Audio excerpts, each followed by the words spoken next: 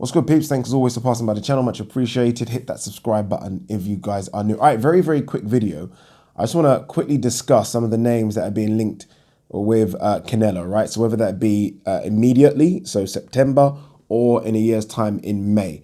There are a couple of clear favorites. A couple of wildcard names have been mentioned. And there is a guy that I'm going to mention at the end that I do think is the fight that I would love to see. That would be my preferred choice over everyone. But we're going to start with the favorites. Obviously, the clear favorite is Gennady Golovkin, right? This is the reason he has signed with DAZN. He wants that opportunity to avenge what was a controversial loss and even a controversial draw. And I think it would be a great fight. Look, there's no two ways about it. The first two fights were fantastic. You could make an argument to say the last fight was fight of the year. It was that good. And the trilogy would be a good one, right? I've seen it before, though. That's the problem with this fight. I've seen it before. I always know how it's going to play out even before the fight gets going. And I think that's the problem with Gennady Golovkin versus Canelo. If it happens, are we going to tune in? Absolutely, right? It's the fight that DAZN would want, I think, more than any of the other fights, because I think it's the fight that probably creates more signups than any other fight. So that's the big favorite. Even Eddie Hearn, I think when speaking to Kugan Cassius, when kind of pushed as to who he thinks Canelo will fight next, he said Golovkin, right? Golovkin's obviously got Steve Rolls coming up. He should get through that one comfortably. Let's see if Jonathan Banks can implement anything different into the way in which Golovkin fights. He's going to need that, I think, to get a victory over Canelo. But as much as I am a massive Golovkin fan, I just can't see how he beats Canelo, right? He fights that way now. That's how Golovkin fights. Whereas I think Canelo is starting to add a bit more bits to his arsenal. I thought his head and foot movement yesterday against Danny Jacobs was very, very good, right? So I think he's going to get better, just going to get better. And I think as much as I think Golovkin is a phenomenal fighter, I just think he's going to kind of stay the same. So I can't see how this fight would be any different. But look, if they do it, I'm definitely going to tune in. Next is Demetrius Andrade, right? Canelo has spoken about being the #1 middleweight in the world. He is that right now, but also being the undisputed and unified middleweight in the world. And in order to do that, he needs to get Demetrius Andrade's belt. Demetrius Andrade, obviously, is the WBO middleweight champion. Risky fight. This one is no gimme. It's no gimme. He's a southpaw, and that causes problems. There aren't many good southpaws out there, so you can't get good southpaw sparring in order to prepare for him. So it will cause him problems. We saw Danny Jacobs switch to southpaw yesterday, and that caused a few problems. But if he wants to get all the belts, then he has to go through Demetrius Andrade. Demetrius Andrade's got a fight coming up against Selecki. There is, or has been, a lot of talk about maybe Demetrius Andrade fighting Gennady Golovkin, and then the winner, thus then fighting Canelo, which I think makes sense. And I think it's a fight that Gennady Golovkin should have gone for rather than go to Steve Rolls. He should have gone straight for Demetrius Andrade. Time isn't on his side, but he went to Steve Rolls instead. So it does leave Demetrius Andrade out there. Again, he does have that fight coming up against Selecki, but if he does get through that, which won't be easy, Selecki did cause Danny Jacobs some problems when they fought. You can see Canelo versus Demetrius Andrade being made just so that Canelo can say, you know what, I've cleaned up the 160 division, right? Every single bout, plus the ring belt, literally I am the #1 in that division. He is the #1 in the division, but he hasn't cleaned up until he gets that belt from Demetrius Andrade. So that definitely is a fight that could happen. One fight that was mentioned in the early hours of this morning was Callum Smith.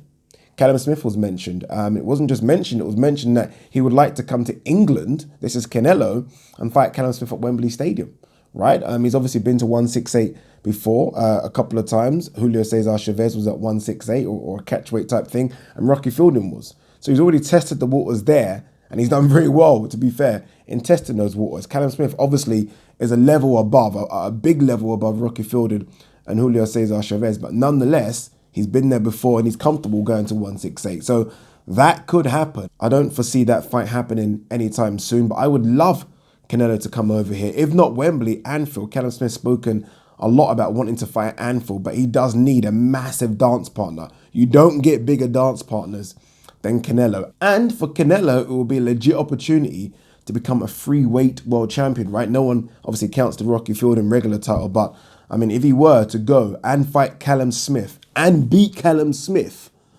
who is a giant of 168-pounder, I mean, bloody hell. It can happen. Obviously, there seems to be a good relationship right now between Golden Boy and Matchroom. And Eddie Hearn, let's be honest, is struggling to get Callum Smith any opponents, right? I mean, I've heard that he's fighting Hassan and Dam on the undercard of AJ versus Ruiz. I mean, and Dam.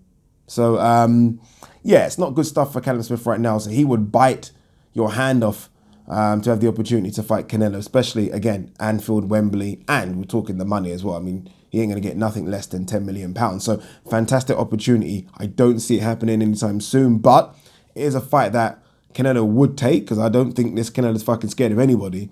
And it's a fight that would, I don't know if it would do Wembley Stadium. Don't see it doing 90,000, I have to be honest with you. But I can see it doing Anfield, or just an arena. But I think for the Canelo to want to come over to England, he wants Wembley, he wants a stadium, he doesn't want an arena. He fights in arenas all the time, he wants to sample something different. Charlo, a few people have mentioned Charlo, and to be fair, I think Charlo is mandatory, so Charlo should get his opportunity just by mandatory, but as a voluntary, no chance, no chance. He doesn't have anything to offer in terms of a belt. He fights for the enemy, if you like, with Al Heyman and PBC. And I feel like, I don't know if it's because of his last performance, but for some reason, I feel like his name value's dropped a little bit in the last sort of 6 to 7 months, maybe even a bit longer. Great fighter.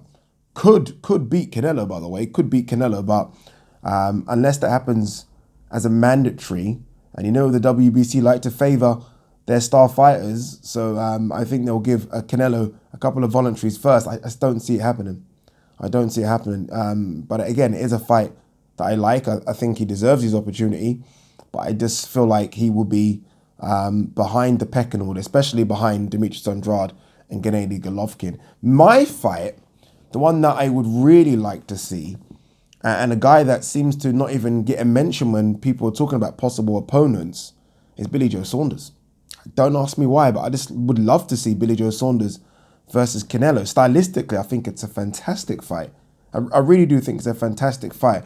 And I give Billy Joe Saunders a good opportunity in this one, right? I mean, yeah, Canelo's favourite, because Canelo right now is just fucking so good, right? Right now at the peak of his powers, firing on all cylinders. But Billy Joe Saunders does have something to offer.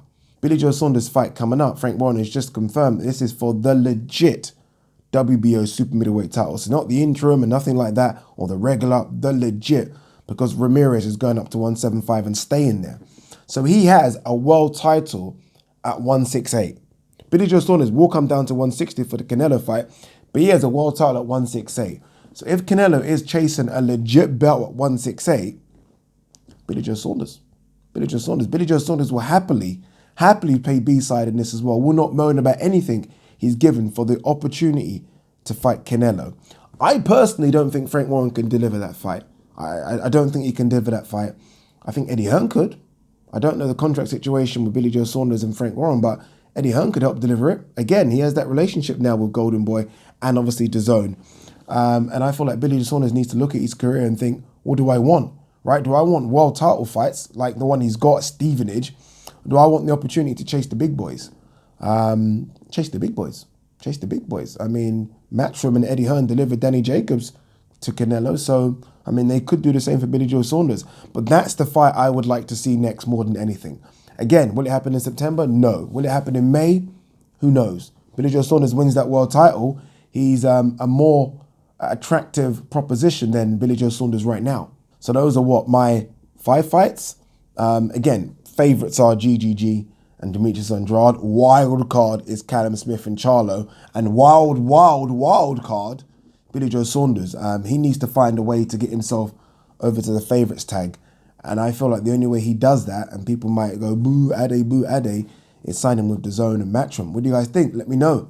Peace.